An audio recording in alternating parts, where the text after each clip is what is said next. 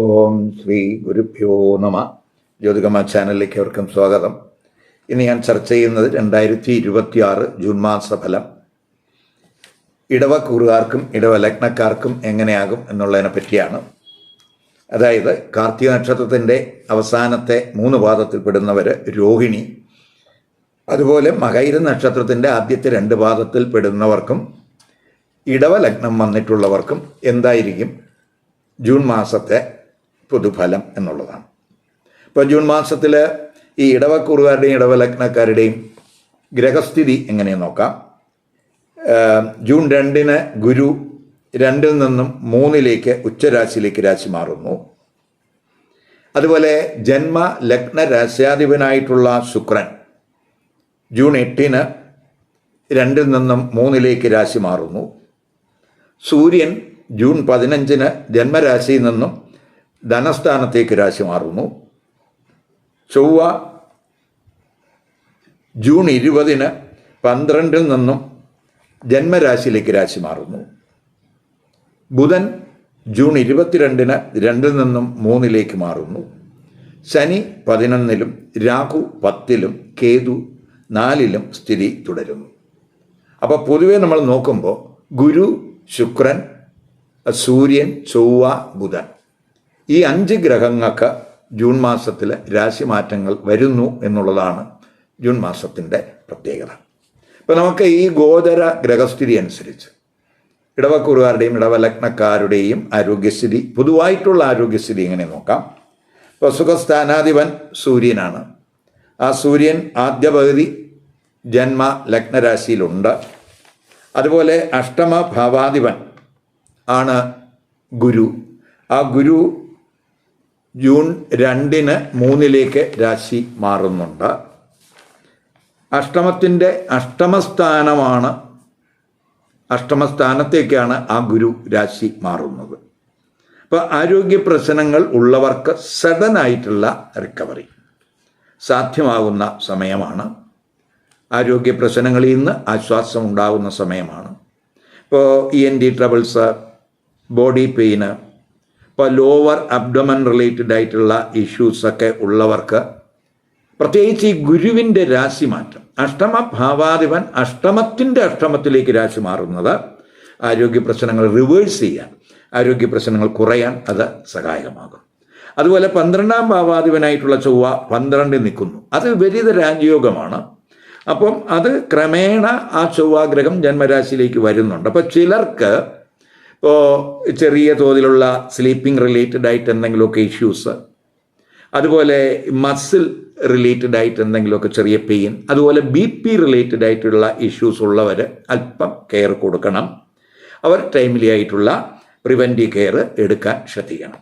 ഇപ്പം 4-ലെ കേതു മാനസികമായിട്ട്, പൊതുവെ സുഖസ്ഥാനത്തൊക്കെ കേതു നിൽക്കുമ്പോൾ കേതു ഒരു ഡിറ്റാച്ച്മെൻറ്റിൻ്റെ ഗ്രഹമാണ്. മാനസികമായിട്ടൊരു ടെൻഷൻ ചിലപ്പോൾ ഉണ്ടാക്കാം. അത് പൊതുവേ നമുക്ക് ഒരു മാനസികമായിട്ടൊരു ടെൻഷൻ ഉണ്ടാകാം. അതേസമയം മെഡിക്കൽ തലത്തിൽ ചെറിയ എക്സ്പെൻസൊക്കെ കൂടാനിടയുണ്ട് എന്നും കൂടെ നമ്മൾ മനസ്സിലാക്കുക. ഇനി നമുക്ക് തൊഴിൽപരമായിട്ട് എങ്ങനെയാണ് ഇടവക്കൂറുകാരുടെയും ഇടവലഗ്നക്കാരുടെയും അവസ്ഥയെന്ന് നോക്കാം. തൊഴിൽപരമായിട്ട് ചിന്തിക്കുമ്പോൾ 10-ാം ഭാവാധിപനായിട്ടുള്ള ശനി 11-ൽ നേട്ടത്തിൻ്റെ സ്ഥാനത്ത് നിൽക്കുന്നു. 11-ാം ഭാവാധിപനായിട്ടുള്ള ഗുരു ആണെങ്കിൽ 3-ൽ നിന്ന് 3-ൽ ഉച്ചരാശിയിലേക്ക് വരികയാണ്, ഉപജയരാശിയിൽ നിൽക്കുകയാണ്. അവിടെ നിന്ന് ആ 11-ലേക്ക് ഗുരുവിൻ്റെ ദൃഷ്ടി വരുന്നുണ്ട്. അത് ഭാഗ്യദൃഷ്ടിയാണ്. അപ്പോൾ പൊതുവെ 10-ൽ രാഹു ഉണ്ട്. അപ്പോൾ തൊഴിൽപരമായിട്ട് ഗുണാനുഭവങ്ങൾ പ്രതീക്ഷിക്കാവുന്ന സമയമാണ്. വർക്കിലൊക്കെ വളരെ ആക്റ്റീവാകും. അതുപോലെ തന്നെ കാര്യക്ഷമതയൊക്കെ കൂടുന്ന സമയമാണ്. കമ്മ്യൂണിക്കേഷൻ റിലേറ്റഡ് ആയിട്ടുള്ള വർക്കിലൊക്കെ വളരെ തിളങ്ങാവുന്ന സമയമാണ്. അതുപോലെ തന്നെ ഏത് ചലഞ്ചസും അതിജീവിക്കാനുള്ള ഒരു കരുത്ത് ഈ സമയത്ത് ഈ കൂറുകാർക്കുണ്ടാകും. തൊഴിലിൽ ഉയർച്ച, ഏറ്റെടുക്കുന്ന ഏത് വർക്കിലും ഭാഗ്യ അനുഭവങ്ങൾക്ക് സാധ്യത കാണുന്നുണ്ട്. അത് ആ വർക്ക് കറക്റ്റായിട്ട് കൃത്യസമയത്ത് മുഴുമിപ്പിക്കാനൊക്കെ കഴിയുന്ന സമയമാണ്. ആഗ്രഹിക്കുന്ന രീതിയിൽ തന്നെ തൊഴിലിൽ മാറ്റങ്ങൾ പ്രതീക്ഷിക്കാവുന്ന സമയം കൂടെയാണ്.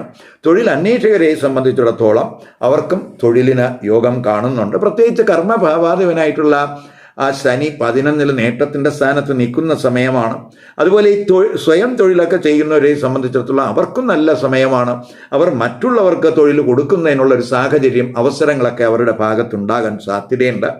അതുപോലെ തന്നെ തൊഴിലില്ലാത്തവരെ സംബന്ധിച്ചിടത്തോളം തൊഴിലില്ലാത്തവർക്ക് സൗഹൃദങ്ങൾ വഴിയോ സാമൂഹ്യ ബന്ധങ്ങൾ വഴിയോ ഒക്കെ തന്നെ തൊഴിൽ നേടാൻ അനുകൂലമായിട്ടുള്ള ഒരു സ്ഥിതിയും കൂടെ കാണുന്നുണ്ട്.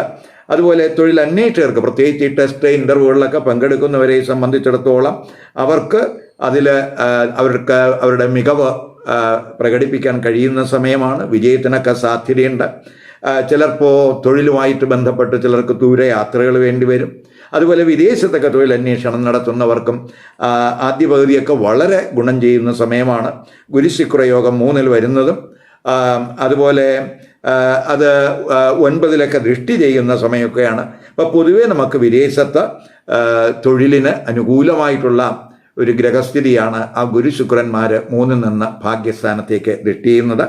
10 രാഹു ഉണ്ട്.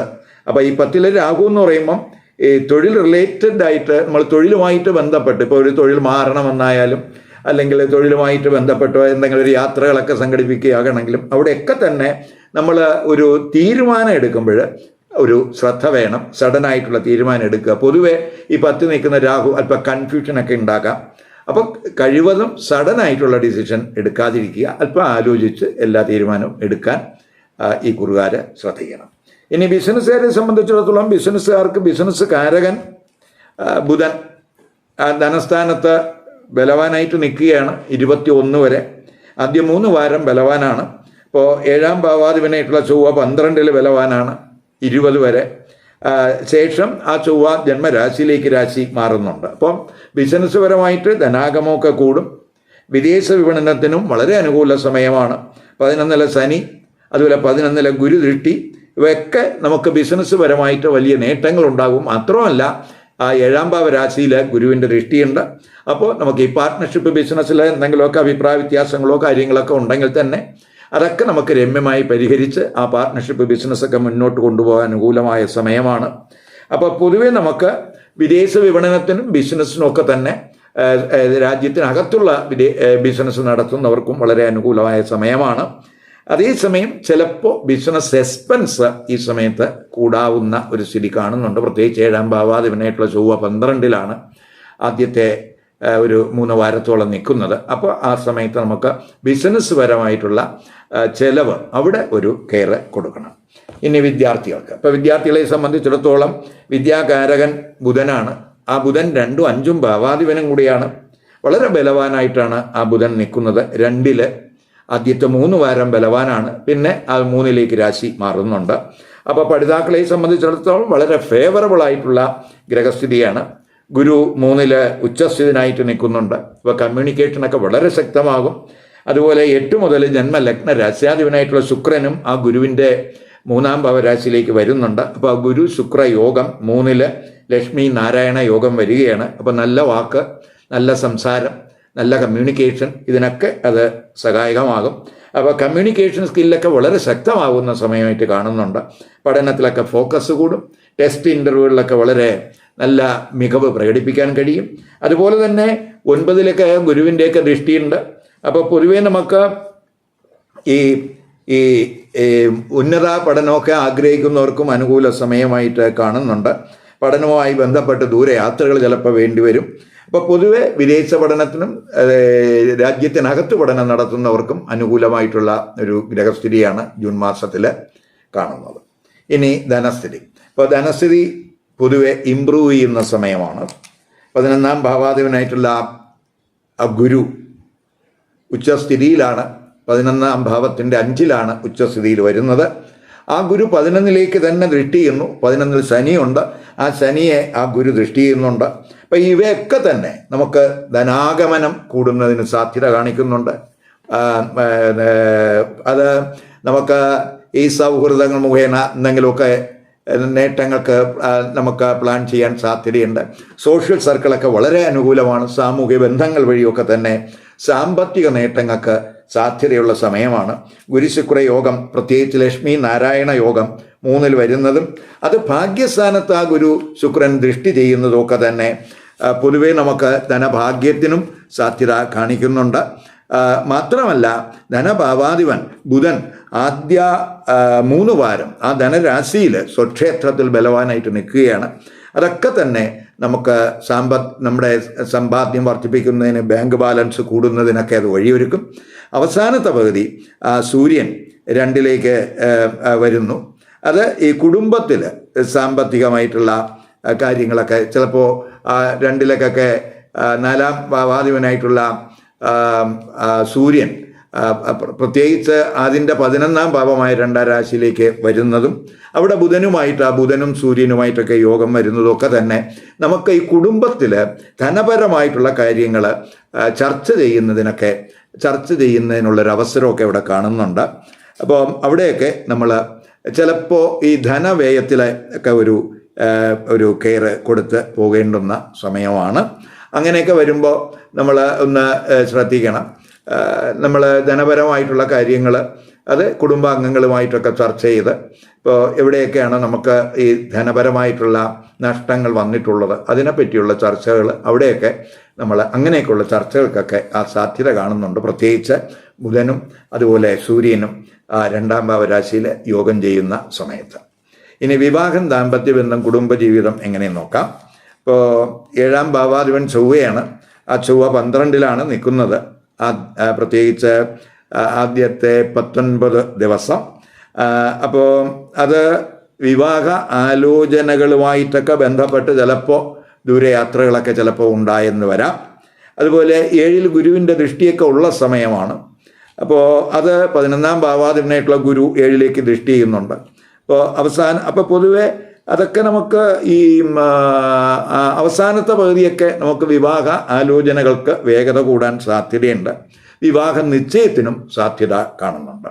5-ാം ഭാവാധിപനായിട്ടുള്ള ബുധൻ 2-ൽ ബലവാനാണ്. അവിടെ ജന്മലഗ്ന രാശ്യാധിപൻ ശുക്രനുമായിട്ട് ആദ്യ വാരം ആ ബുധനും ശുക്രനുമായിട്ടുള്ള യോഗം 2-ൽ വരുന്നുണ്ട്. അവസാനത്തെ വാരമൊക്കെ ആകുമ്പോൾ ബുധനും ശുക്രനും ഗുരുവും ഒക്കെ തന്നെ 3-ൽ യോഗം ചെയ്യുന്നുണ്ട്. അപ്പോൾ പ്രണയബന്ധം സ്മൂത്താകുന്നതിന് സാധ്യതയുണ്ട്. അവസാനത്തെ വാരമൊക്കെ അത് പ്രണയബന്ധം കുറച്ചുകൂടെ ഗുണാനുഭവം ഉണ്ടാകുന്ന സമയമാണ്. കമിതാക്കളുമായിട്ടുള്ള കമ്മ്യൂണിക്കേഷൻ അതൊക്കെ അത്തരത്തിലുള്ള ഒരു സാധ്യതയൊക്കെ സൂചിപ്പിക്കുന്നുണ്ട്. അതുപോലെ തന്നെ ഈ ദാമ്പത്യ ബന്ധത്തിലോട്ട് വരുമ്പോൾ ദമ്പതിമാർക്ക് ദൂരയാത്രകളൊക്കെ പ്ലാൻ ചെയ്യാൻ സാധ്യത കാണുന്നുണ്ട്. ഷോപ്പിങ്ങിനുമൊക്കെ ചിലപ്പോൾ സാധ്യതയുള്ള സമയമാണ്. പ്രത്യേകിച്ച് 7-ാം ഭാവാധിപൻ 12-ലാണ് നിൽക്കുന്നത്. അപ്പോൾ ദൂരയാത്രകളൊക്കെ പ്ലാൻ ചെയ്യാൻ സാധ്യതയുണ്ട്. അതേസമയം ജീവിത പങ്കാളി വഴി നമുക്ക് അല്പ ചിലവൊക്കെ കൂടാവുന്ന സമയം കൂടെയാണ്. പ്രത്യേകിച്ച് 7-ാം ഭാവാധിപൻ 12-ൽ നിൽക്കുന്ന സമയമാണ്. അതേസമയം ആദ്യ പകുതി സൂര്യനും ക്രമേണ ചൊവ്വയും ജന്മരാശി നിന്നിട്ട് ഈ 7ലേക്ക് ദൃഷ്ടി ചെയ്യുന്നുണ്ട്. അപ്പോൾ ആ ചൊവ്വയുടെയും സൂര്യൻ്റെയൊക്കെ ദൃഷ്ടി 7-ൽ വരുമ്പോൾ സൂര്യൻ 7-ാം ഭാവാധിപനുമാണ്. സൂര്യൻ 4-ാം ഭാവാധിപനാണ്. ചൊവ്വയാണെങ്കിൽ 7-ഉം 12-ഉം ഭാവാധിപനാണ്. അപ്പോൾ 12-ാം ഭാവാധിപനായിട്ടുള്ള ചൊവ്വയുടെ ദൃഷ്ടി 7-ൽ വരുന്നത്, അതുപോലെ സൂര്യൻ്റെ ദൃഷ്ടിയൊക്കെ 7-ൽ വരുന്നത്, അത് ചിലപ്പോൾ ജീവിത പങ്കാളിയുമായിട്ട് അല്പം ഈഗോ റിലേറ്റഡ് ആയിട്ടുള്ള ഇഷ്യൂസ് ചിലപ്പോൾ ഉണ്ടാക്കിയെന്ന് വരാം. അവിടെ ഒരു ശ്രദ്ധ കൊടുക്കണം. പൊതുവേ നമുക്ക് ഈ ചെലവിനെ പറ്റി ജീവിത പങ്കാളി വഴിയൊക്കെ ചെലവ് ഉണ്ടാകാനുള്ള ഒരു സാധ്യതയുണ്ട്. അപ്പോൾ ആ ചെലവിനെ ചൊല്ലിയുള്ള ചില അഭിപ്രായ വ്യത്യാസങ്ങളൊക്കെ ചിലപ്പോൾ ഈ കുറുകാരുടെ ഭാഗത്ത് ഉണ്ടാകാൻ സാധ്യതയുണ്ട്. അപ്പോൾ കഴിവതും നമ്മൾ അഗ്രസീവ് എനർജി കുറയ്ക്കാൻ ശ്രമിക്കണം. അത് പ്രകോപനപരമായിട്ട് റിയാക്ട് ചെയ്യാതിരിക്കാനുള്ള ഒരു പ്രവണത പ്രത്യേകിച്ച് ദമ്പതിമാരുടെ ഭാഗത്ത് ഉണ്ടാകണം. എങ്കിൽ മാത്രമേ നമുക്ക് സൂര്യൻ്റെയും ചൊവ്വയുടെയൊക്കെ ദൃഷ്ടി 7-ൽ വരുമ്പോൾ അതിൻ്റേതായിട്ടുള്ള ചില അഭിപ്രായ വ്യത്യാസങ്ങൾ, തർക്കങ്ങളൊക്കെ ദമ്പതിമാരുടെ ഭാഗത്ത് ഉണ്ടാകാൻ സാധ്യതയുണ്ട്. എങ്കിലും അവിടെ ഗുരുവിൻ്റെ ദൃഷ്ടി ഉള്ളതുകൊണ്ട് അവയൊക്കെ ഒരു പരിധിവരെ നമുക്ക് കൺട്രോൾ ചെയ്യാൻ കഴിയും എന്നും കൂടെ മനസ്സിലാക്കുക.